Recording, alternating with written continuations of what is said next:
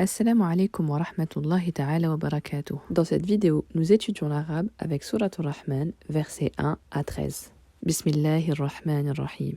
Ar-Rahman, allama al-Qur'an, khalaqa al-insan, allamahu al-bayan, ash-shamsu wal-qamaru bihusban, wal-najmu wal-shajaru yasjudan, والسماء رفعها ووضع الميزان ألا تطغوا في الميزان وأقيموا الوزن بالقسط ولا تخسروا الميزان والأرض وضعها للأنام فيها فاكهة والنخل ذات الأكمام والحب ذو العصف والريحان فبأي آلاء ربكما تكذبان.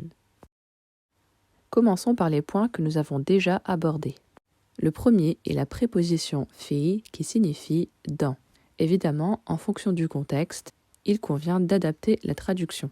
La préposition fiha est la même préposition à laquelle nous avons ajouté le suffixe ha de la troisième personne du singulier féminin. On peut traduire par dans celle-ci se trouve ou il s'y trouve. Nous avons déjà vu le mot dhatu qui montre la caractéristique d'un objet féminin, ou en tout cas considéré comme féminin en arabe. Donc, elle indique la caractéristique d'une chose. On peut souvent la traduire par O, A-U-X, ou A-U si c'est du singulier. Par exemple, ici, les palmiers aux fruits recouverts d'enveloppes. On montre donc la caractéristique particulière de ce type de palmier. Nous retrouvons également son équivalent masculin, dhu. Donc, ces petits mots s'accordent avec l'objet dont on donne les caractéristiques. Ensuite, nous avons vu « ayyi ». Il s'agit d'un pronom interrogatif que l'on peut traduire par « lequel ». Le suffixe « kuma » que nous avons collé au nom « arabe » est l'adjectif possessif du duel de la deuxième personne, « votre Seigneur ». Enfin, dans ce dernier point, nous rappelons les prépositions qui se collent au nom qu'elles précèdent. La préposition « bi », souvent traduite par « avec », mais qui ne change pas l'orthographe du mot. Puis, la préposition « li », souvent traduite par « pour ». Celle-ci, en revanche, lorsqu'elle précède l'article « el », fait disparaître le « elif » de l'article. On ne dit pas « li el-anam » mais « lil anam ». Dans cette deuxième partie, nous allons voir les verbes au mudari', la forme verbale qui sert souvent de présent, même si ce n'est pas toujours le cas. Le verbe yasjudan est conjugué à la troisième personne du duel. On le reconnaît à sa terminaison en alif nun, accompagné d'une kasra. Il s'agit du duel car le sujet est composé de deux choses, l'herbe et les arbres. Le troisième verbe est cette fois-ci au subjonctif. Tatraw est le verbe tara qui signifie transgresser. Il est précédé de alla qui signifie pour que vous ne transgressiez pas. Le verbe tursiru et le verbe khasara, traduit ici par fausser. Allah nous met en garde ici contre le fait de fausser le poids ou une pesée. Tukadhiban est le verbe kadhaba. Il s'agit à nouveau de la deuxième personne du duel. Le sujet implicite étant ici les hommes et les djinns. On comprend ici que ce qui détermine l'utilisation du duel n'est pas le nombre d'individus au total, mais le nombre de groupes différents auxquels nous faisons référence. Le sujet est les hommes d'une part, les djinns d'une autre part, ce qui fait deux groupes différents et donc justifie l'utilisation du duel. Passons maintenant au verbe au mardi, la forme communément utilisée pour traduire le passé. Et encore une fois, pas uniquement le passé. Allama et allamahu. Il s'agit du même verbe. Dans le deuxième, nous avons ajouté le suffixe hu qui correspond au complément à la troisième personne du singulier masculin. Allama signifie apprendre, enseigner, et donc allamahu lui a enseigné. Le verbe khalaqa signifie créer. Khalaqa est conjugué au passé, au mardi, à la troisième personne du singulier. Tu l'as peut-être remarqué, mais en arabe, pour construire l'infinitif du verbe, on prend la forme au mardi de la troisième personne du singulier masculin. Rafa'aha est le verbe rafa'a qui signifie élever. Nous avons cette fois-ci le complément de la troisième personne du singulier féminin. Il l'a élevé, ce qui nous rappelle que le nom sama, le ciel, est féminin en arabe. Ensuite, le verbe wada'a, traduit ici par établir. Il a établi. Puis à nouveau, le même verbe auquel nous avons affixé le complément ha de la troisième personne du singulier féminin. Cette fois-ci, le ha fait référence à al-ard, la terre, qui est féminin également en arabe. Même si en apparence en arabe, ce mot n'apparaît pas comme un mot féminin.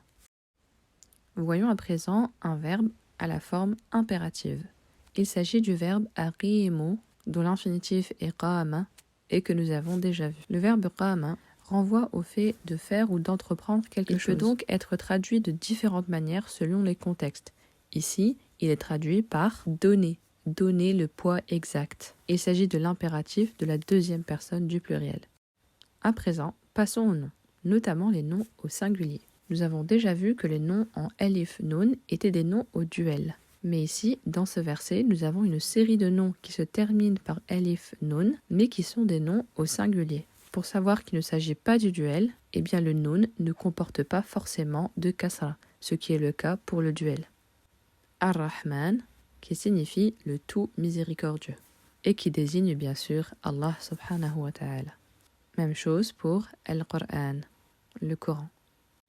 Al-Insan, l'homme avec un grand H, donc l'être humain.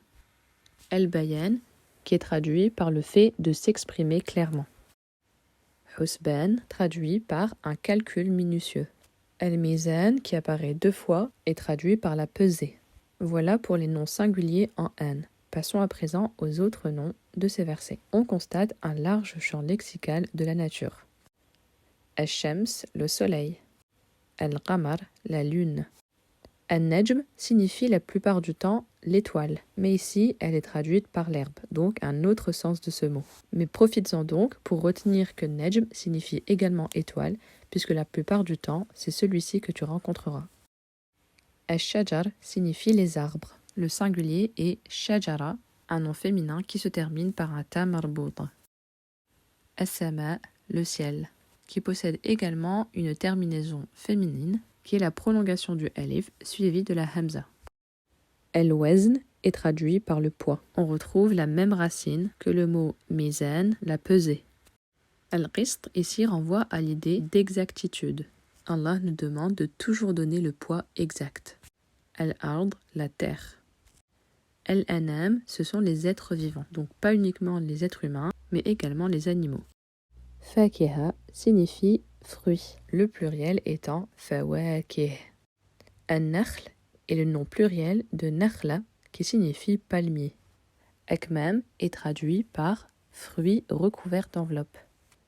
Al-Hab est le nom pluriel de Habba que l'on a traduit par les grains.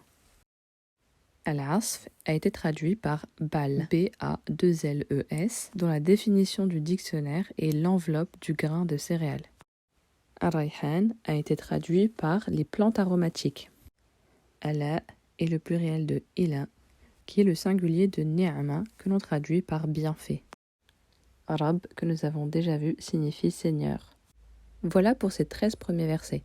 À présent, je t'invite à relire tes notes pour essayer de reconstituer le sens de chaque verset. Tu pourras ensuite lire une traduction officielle pour comparer ta compréhension à celle-ci.